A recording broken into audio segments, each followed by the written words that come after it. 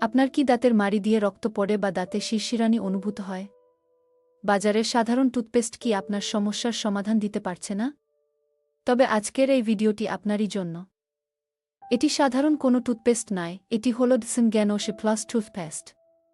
এর বিশেষত্বগুলো হল Ganoderma extract. এতে আছে উচ্চমানের মাশরুম বা গ্যানোডার্মা, যা দাঁত ও মাড়ির গভীর থেকে যত্ন নেয়।